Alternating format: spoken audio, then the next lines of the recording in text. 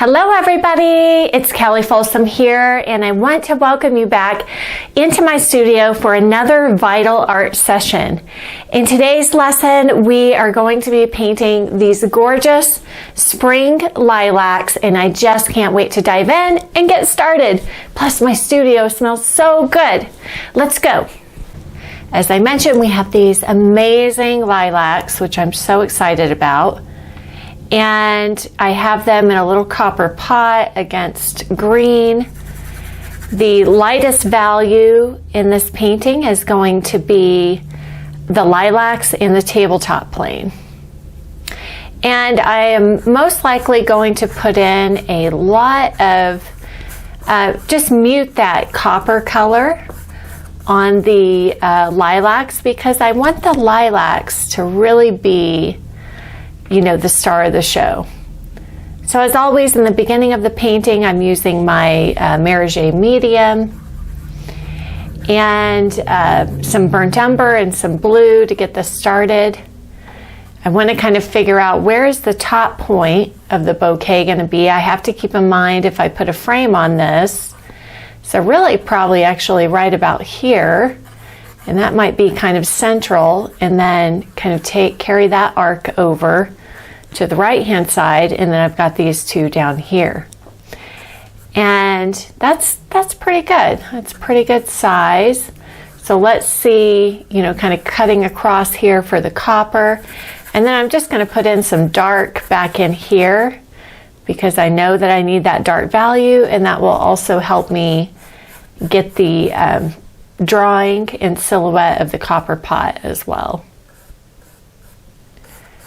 So the lilacs carry far over, so I want to really get this quality of this beautiful wide spread. It's like a wide wingspan here of this arch, and then with this one kind of coming up.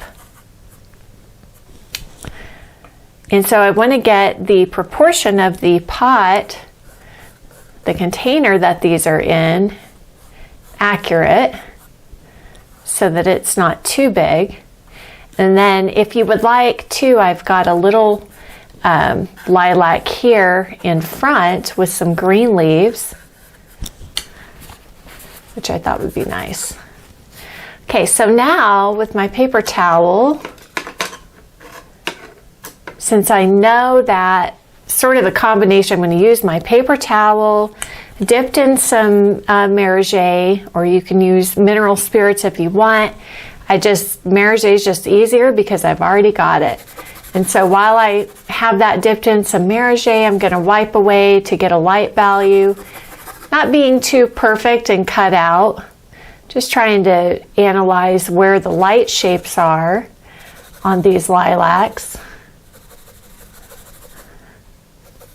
And then we do have one over here that's part in cast shadow, and then a little piece on the back end is catching the light. So now with my black and my burnt umber, or actually I believe this is Mars Brown.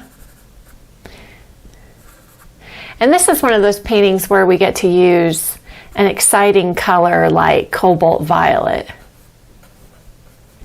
I feel like for lilacs, cobalt violet is probably the only special color that you'll need. And then I like to make sure to get in any of these dark accent cast shadows that are on the pot itself, or in the inside the pot, because all those little dark negative shapes are going to really help pop those lilacs. And then as I'm laying this in, I'm just seeing, okay, we're going to have a little light shape here. So our middle tone, the pot is really going to be a nice middle tone value, as will the background. And the lower value of the pot, it's not as dark as this dark shadow or this dark shadow back behind, but the fact that it is a little bit darker value, and we're going to mute the color, will help these lilacs just pop out even more. And then I might put in this leaf that's catching light back behind.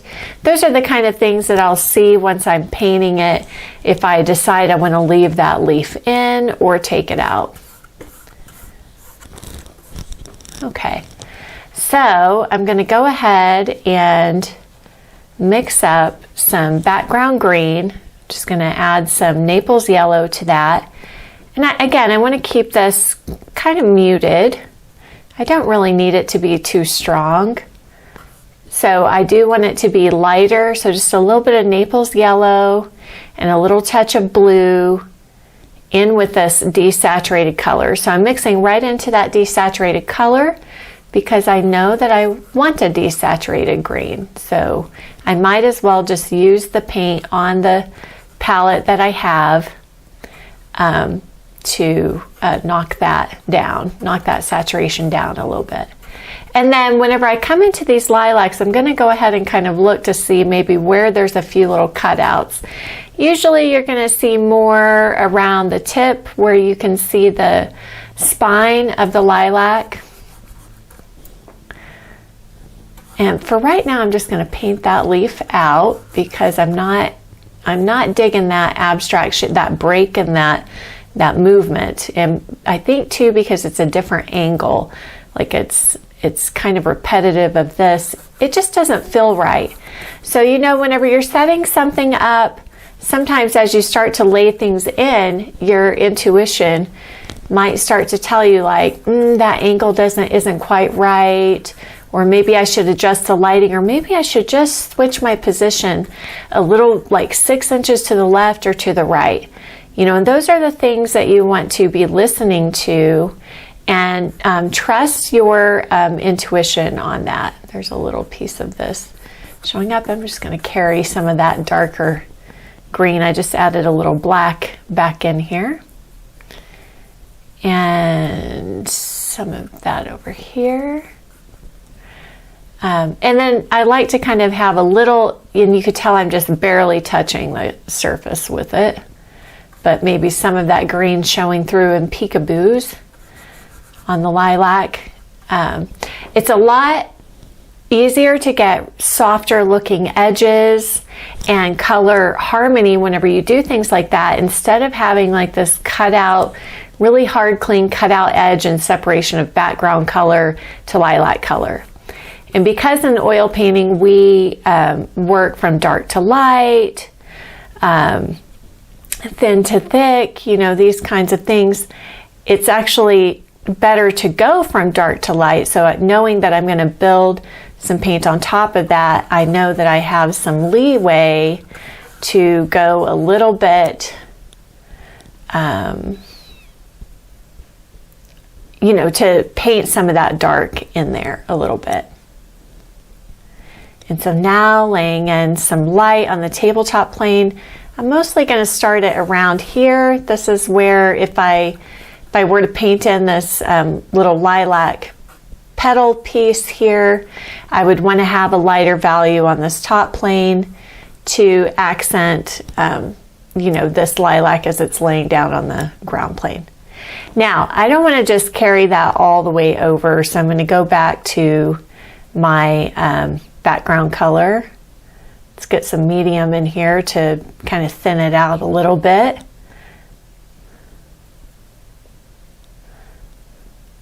Put a lot of that red in there, so it's going to take me a little bit here to get it knocked back down. But I kind of want to keep all this somewhat muted again, because I don't want the I don't want it to steal from the star of the show.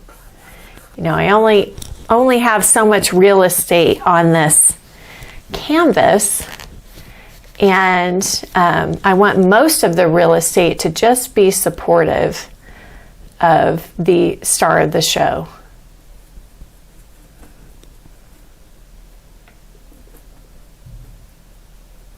Just trying to get a wide variety of greens here, leaving some of that.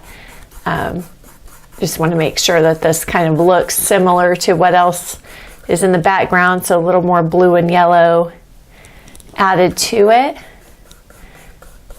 And keeping in mind that in oil painting, everything dries darker than what it looks wet. And I should say that is especially more true when you are dealing with an absorbent canvas. Now, working out of this pile, I'm just going to wipe that excess paint off of my brush. Just working out of this pile, I'm going to start to mix up a copper color. I'm just trying to get all of my all of my neutrals in. So a little Cab Red Light, little, Mars Brown, and or Burnt Umber, whatever you have there, and a little bit of Naples Yellow to lighten it. But I don't really want to cool it off, and I don't want to cool it off too much, so I don't want to use white just yet. I'm still kind of, reserving my white for the lightest lights and for those flowers, for the cooler colors and for the flowers. I'm going to put in some green in here. Remember, on metals, you have to have some of that background color in. I'm going to keep all of this fairly indistinct for the moment because, again, I'm really seeing the pot as background material. Basically, it just has a little more color than the background is what I'm thinking of it as. That way, the lilacs will really pop. So with this copper pot, it would be really easy to just paint it like I see it and make it, really, really strong and dramatic and really rich in color. But I'm really trying to keep in mind that I want really my most brilliant color to be the lilacs, and they're really a soft color. So as far as like the actual setup goes, there's not just a ton of color harmony present. So I'm having to add that in, right? I'm having to create that color harmony myself because I know that it will look better. So on metals, usually the most saturation is in the highlight. So you can see I've got more of the saturation in the highlight with the pink. And then I can kind of put on a little more light gradation around that, but still the saturation level is pretty low. And painting into that wet paint underneath, again, just kind of building up some light there.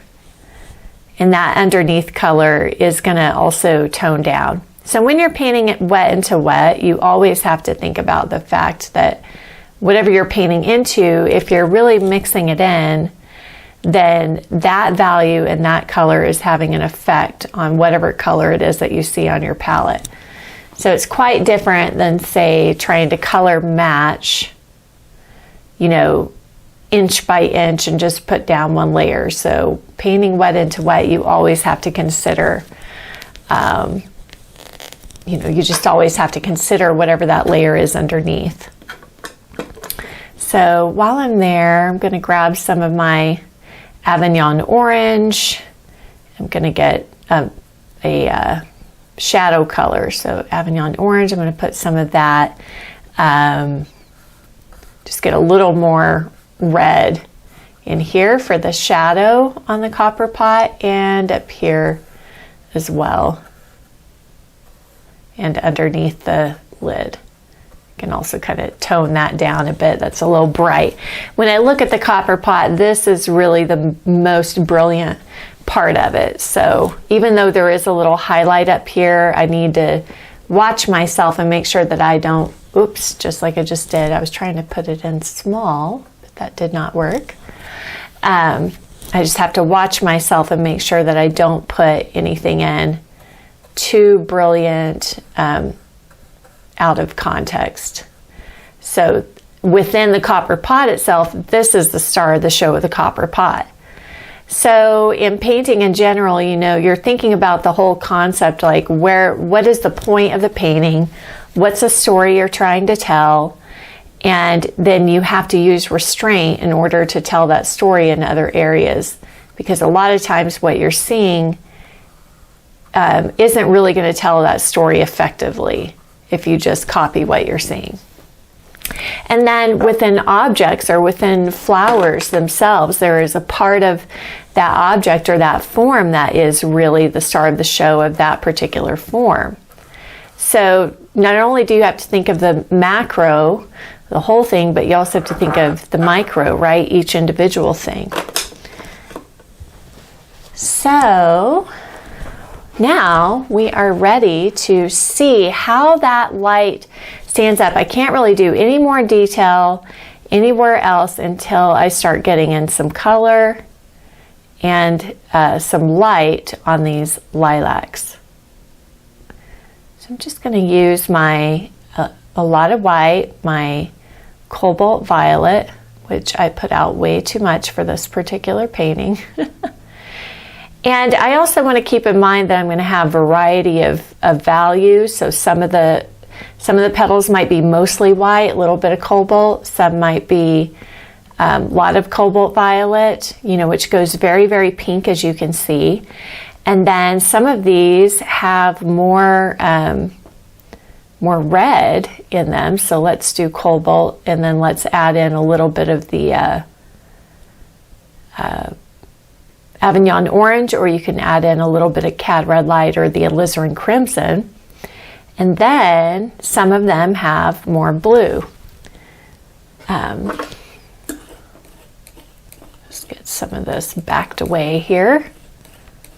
So I'm going to kind of make a few different piles here. And one thing I am trying to do is keep the value similar. So even though I'm altering the color just slightly, I'm also trying to keep the value, relatively similar. Blah. Okay. So then one that's more of like a blue violet. And you'll notice that cobalt violet is a very weak tinting strength. So now some of these, they've actually been really washed out by the heat of the sun. We got a really strange mix this year of, I'm going to make one that's just a little more darker and more purple. We got a really strange mix this year of like really hot spring days, and then then we followed up by snow or by rain, and so our lilacs really had a hard time this year, unfortunately. So I do see some of these, as they get closer down into shadow, do go a little bit darker and more muted, and so I'm just going to start putting in this darker blue violet one here. And this is really where you're going to see that background color become very, very useful, because we're going to use it to weaken some of the saturation. And then there's one back behind here that is actually in shadow, and it's kind of darker than the rest. So I'm going to use some of this. And then actually I'm going to take and make that a little more red with the Avignon orange, which is a transparent red. By the way, it's very, very similar to transparent red oxide. Excuse me, goodness. And now that I'm in this area, and this is kind of the nice thing about having these colors still on your palette, is I can really look at the negative shapes closer now and kind of see, okay, now I can start to separate out these two lilacs a little bit more. Because in the beginning, I think part of the problem that people have sometimes, and why their paintings end up looking too stiff, is that they're trying to solve, all of these problems like all at once, step by step. So solve all of the composition and the drawing problem first. Then, they're treating everything separately. So the way that I tend to work, and I find that it leads to a more organic looking painting, is doing just enough of at each stage according to my warm-up zone, So when I'm first starting a painting, I'm not really that warmed up, and there's only so much information I can really observe and take in at one time. So I try to go big shapes to little shapes, broad to detailed. Excuse me. Okay, and then just very lightly, and you can tell too, I'm just kind of scrubbing this on, meaning that my brush stroke, you know, my brush is at an angle to the painting where I'm kind of digging into the painting, so it's putting down like this vague light layer to start with. And one thing you want to keep in mind with flowers, and especially lilacs, is the weight of gravity. So these can start to just look really stiff and like pom-pom, you know, balls. But so I want to really look at the I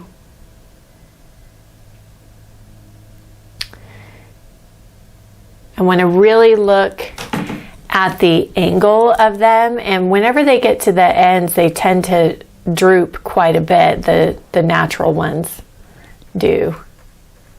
So especially whenever I go to put in a stem, like let's do that right now. Some blue and some cad yellow added in with this muck, because I don't just want like a neon green, and then using the side of my brush to suggest a stem. And I don't want to stem all the way through. You want to let the viewer fill in the gaps. And then let's take that and make a lighter version of it. And I'm mixing it into the dirty pile on purpose, because you know, I'm going to use some of these green leaves in between here to also frame things out. Plus it's just nice to, you know, they have these leaves, so it's nice to get those in. So Naples yellow, some cad lemon to take it lighter and a little more saturated. And then leaves, you want hard edge on the outside, soft edge on the inside. And then on this one, this one's kind of folding up. Of course, the longer that they're out, they'll start to do this as they dry out. So darker on the left side, just like a little bowl, and lighter on this side. Again, trying not to just draw like a straight line here. So letting my brush skip around. And of course, the secret to muting a green is red. So anything, and especially if it's a green leaf in shadow, I like to use a soft, transparent red, like a red oxide or burnt sienna. Seeing a little bit of that green reflecting back up into copper. Okay. Let me get in some of this lighter, more muted lilac back here. This is one that's been really kind of washed out by the heat of the sun, and you can add more color into it if you like. I actually put it back there on purpose because, you know, I really want these in front to be more the star of the show. Now, I kind of need like a darker shadowy version of lilac for some of these that are in shadow. So more blue and crimson, because as you can see, this is the cobalt violet is a lighter value than crimson. So I'm going to use the crimson to get a darker, more transparent mixture for the shadowy stuff. We've got a leaf in here. And listen, if you've got, listen, Linda, it's funny whenever it comes out like that. So whenever you've got like a peekaboo of a leaf, just do that front edge, that front top edge. Keep the inside soft. Only the overlapping edge is important. You know, this one would be important because it's got a lot of nice movement and yeah, a lot of grace to it. It's a nice big shape. I'm looking for big shapes that really play a role. And again, sharper, cleaner edge here, and then it disappears right into shadow back there. So maybe a little darker as we go back into shadow back here. We want to keep shadow indistinct and just kind of flowing. And that's the part of the illusion of like having soft edges, is letting some of those things just flow right into one another. And that is an observable phenomenon. You know, that is something that if you really look at all of the edges all together, you'll see which ones really meld and which ones come forward more. Excuse me. know what's happened to my voice today. And then, you know, if you have sometimes you'll have a leaf that you're seeing on the shadow side. And so what's happening there is light is passing through it. So I usually start it off darker, and then without white, you know, I'll put in some cadmium, just where I see the light kind of glowing through. All right, so we've got enough of those greens in now. Let's get in there and get some more powerful suggestion on some of these petals. Now, I like to activate front center of the form because that helps me get the illusion of three-dimensionality a lot better. So I'm gonna, even though contours may be really clear to our eye, and I've already got enough of the contour in there, but I want to get some more lit up petals and maybe even some shadowy petals, but basically just more detail on the front center. And I would start with the center lilac first. And I always enjoy adding to the variety of the color mixtures here. Anything in that like red violet to blue violet family is going to be good for these. But that way too, they're not all just, you know, one color. And you can observe that too. You'll notice some of these petals look like they have more pink or more blue. And again, part of the secret is keeping that value really, really close together. And I'm just trying to pay attention to which ones seem to get more light than others. Which ones are a little more clear, but the end result, the end goal is still to have a nice holistic shape. You know, so if that starts getting too polka dotty, too many little broken up pieces of paint, then I'll start to fill in, like what was happening here. I'll start to fill in some of those gaps. And then within the lilac itself, like there's a little shadow right here. So I'm going to take that a little bit darker, maybe more muted back in here. Those are nice negative shapes that I want to utilize.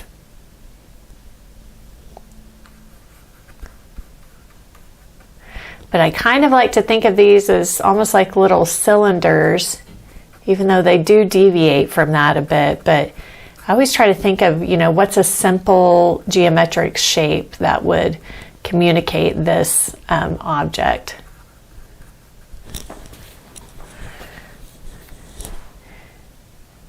I would really like to get in some suggestion of where these would go. These are nice because it gives more depth because they're overlapping in front of the copper pot.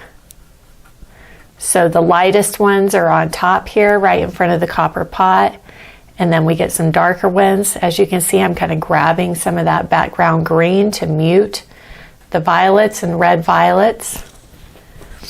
And then with everything, every single thing, you've got to have some amount of cast shadow underneath your objects.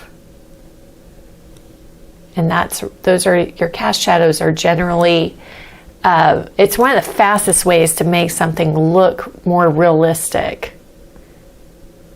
And it really sits everything down. So we don't want to have these petals just kind of floating up in midair.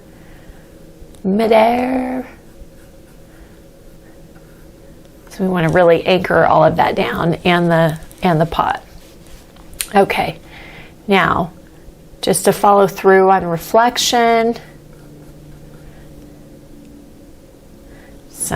just some straight cobalt violet, I think here, maybe even following that through. Maybe a little bit of white too, especially on the one. I want to keep it kind of soft and muted for a reflection.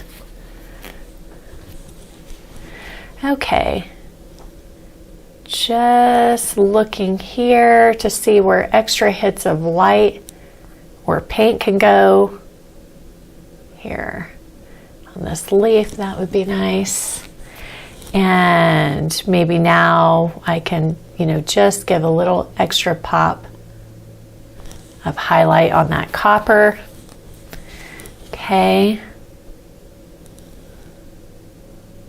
These ones that haven't quite opened yet, they are the ones that kind of have more of that earthier red. So maybe the transparent red oxide, some of these little buds haven't quite fully opened.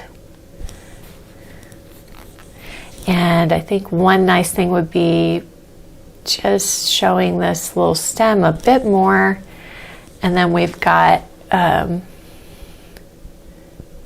few more lilac blossoms in the shadows back here. And I'm using more medium there. I'm putting it on thinner. And that's going to actually dry darker than what I see it now because I'm using more medium.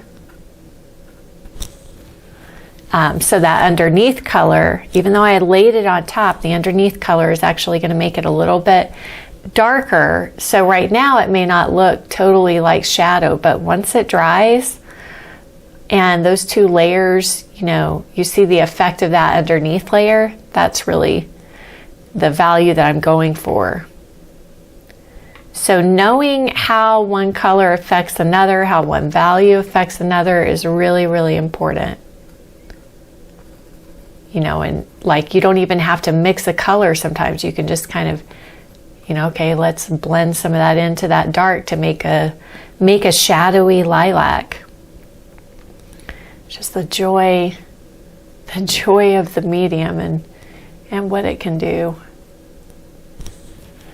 So within here, I'm seeing some more peekaboos of greens. And that's actually useful to kind of help pop the light a little bit more. Okay. All right, everybody. So I'm going to let you follow through on that a bit more on your own. And I wish you happy painting.